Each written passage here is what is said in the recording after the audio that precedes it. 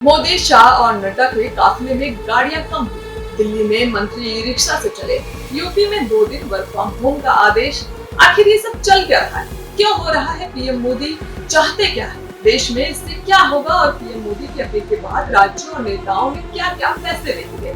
नमस्कार, आप देख रहे हैं RNTV नेशनल। मैं हूं आपके साथ प्रज्ञा पांडे। प्रधानमंत्री नरेंद्र मोदी ने हाल ही में देशवासियों से ईंधन बचाने, गैर जरूरी खर्च कम करने, विदेशी यात्रा टालने और वर्क फ्रॉम होम जैसे उपाय अपनाने की अपील की। इसके बाद कई राज्यों और नेताओं ने तुरंत असर दिखाने वाले फैसले लिए। कई राज्यों में प्रशासनिक और राजनीतिक स्तर पर बड़े बदलाव देखने को मिले। सबसे पहले खुद प्रधानमंत्री मोदी ने अपनी सुरक्षा काफिले यानी मोटरकेड का आकार घटाने का फैसला लिया। रिपोर्ट्स के मुताबिक उन्होंने एसपीजी को काफिला आधा करने और इलेक्ट्रिक वाहनों के इस्तेमाल को बढ़ाने के निर्देश दिए। इसके बाद बीजेपी शासित राज्यों के मुख्यमंत्री और मंत्रियों ने भी इसी तरह के कदम उठाने शुरू कर दिए। कई राज्यों में सरकारी बैठकों को ऑनलाइन किया गया। अधिकारियों की विदेश यात्राओं पर रोक या कटौती की बात भी हुई और सरकारी गाड़ियों के इस्तेमाल को सीमित करने के निर्देश दिए गए। प्रधानमंत्री मोदी की अपील के बाद सिर्फ बयानबाजी नहीं हुई, बल्कि कई बड़े नेताओं और राज्यों ने जमीन पर फैसले भी लिए। गृह मंत्री अमित शाह और रक्षा मंत्री राजनाथ सिंह ने अपने काफिलों में गाड़ियों की संख्या कम की। कई मंत्रियों ने गैर जरूरी यात्राएं टालने और ईंधन बचाने पर जोर दिया। 12 मई 2026 को उत्तर प्रदेश के मुख्यमंत्री योगी आदित्यनाथ ने ईंधन की खपत और सरकारी खर्च को कम करने के लिए बड़ा फैसला लेते हुए अपने मंत्रियों के काफिले में 50% की तत्काल कटौती के निर्देश दिए। इसके अलावा उन्होंने निम्नलिखित कदम उठाए। मंत्रियों के काफिले में कटौती। सीएम और मंत्रियों के आधिकारिक वाहनों के बेड़े को 50% तक कम कर दिया गया। Work from home. राज्य में औद्योगिक संस्थानों, IT कंपनियों और स्टार्टअप्स को सप्ताह में 2 दिन वर्क फ्रॉम होम की सलाह दी गई, ताकि ईंधन और ट्रैफिक को कम किया जा सके। वर्चुअल मीटिंग्स पर जोर। सरकारी बैठकों, सेमिनार और सम्मेलनों को वर्चुअली करने के निर्देश दिए गए। ईंधन संरक्षण। पेट्रोल डीजल की खपत कम करने के लिए अनावश्यक यात्राएं न करने और कारपूलिंग को अपनाने की अपील की गई। देवेंद्र फडणवीस ने प्रशासन में ऑस्टेरिटी मेजर्स, किफायती उपाय लागू करते हुए बड़ी कटौती की घोषणा की। मंत्रियों के काफिले में 50% कटौती। फडणवीस ने मंत्रियों और अधिकारियों को उनके वाहन काफिले में तत्कालिक रूप से 50% की कटौती करने का निर्देश दिया। विदेशी दौरों पर रोक। मंत्रियों और सरकारी अधिकारियों के निजी या गैर जरूरी प्रदेश दौरों पर उन पर प्रतिबंध लगा दिया।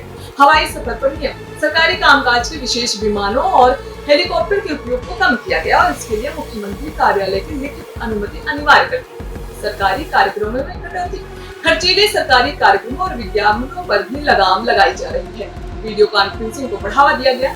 जिला और विभागीय स्तर की मीटिंग्स को प्रत्यक्ष मिलने के बजाय वीडियो कॉन्फ्रेंसिंग के माध्यम से लेने को कहा गया। दिल्ली की मुख्यमंत्री रेखा गुप्ता ने प्रधानमंत्री नरेंद्र मोदी की सलाह और मेरा भारत मेरा योगदान अभियान के तहत बिजली और ईंधन खपत कम करने के लिए सरकारी कामकाज और अपने काफिले में बड़ी कटौती की है, न कि बिजली सब्सिडी में। मुख्य कटौतियां इस प्रकार है।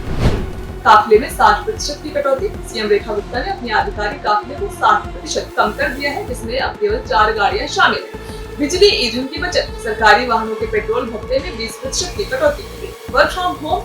सरकारी कर्मचारियों के लिए हफ्ते में 2 दिन वर्क फ्रॉम होम अनिवार्य किया गया। Metro Monday. मंत्रियों और सरकारी अधिकारियों के लिए सोमवार को मेट्रो या सार्वजनिक परिवहन का उपयोग करना अनिवार्य या प्रोत्साहित किया गया।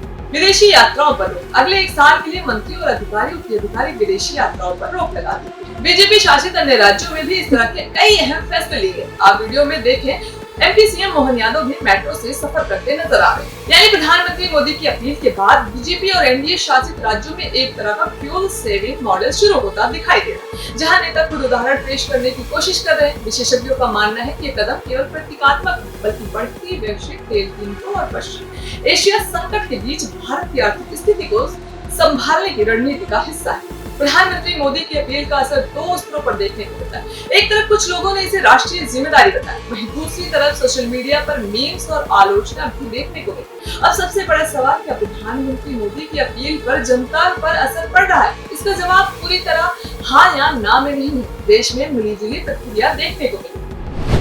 मोदी की अपील का जनता पर असर। एक वर्ग ऐसा है जिसने प्रधानमंत्री की अपील को गंभीरता से लिया। सोशल मीडिया पर लोगों ने सार्वजनिक परिवहन इस्तेमाल करने, ईंधन बचाने और घरेलू पर्यटन को बढ़ावा देने की बातें शेयर की। कई लोगों ने इसे आर्थिक राष्ट्रवाद और आत्मनिर्भरता से जोड़कर दिया। लेकिन दूसरी तरफ सोशल मीडिया पर मजाक और मीम्स की बाढ़ आ गई। खासकर 1 साल तक सोना मत खरीदो वाली अपील पर लोगों ने भारी प्रतिक्रिया दी।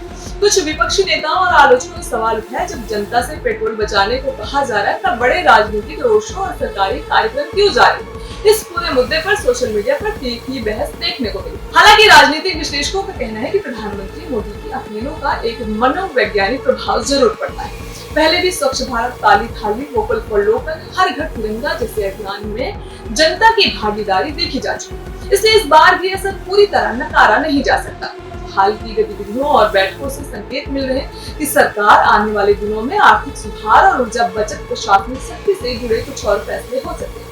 प्रधानमंत्री मोदी ने हाल ही में मंत्रियों के साथ बैठक कर नियमों को सरल बनाने, सरकारी खर्च कम करने और प्रशासनिक सुधारों को तेज करने पर जोर दिया है।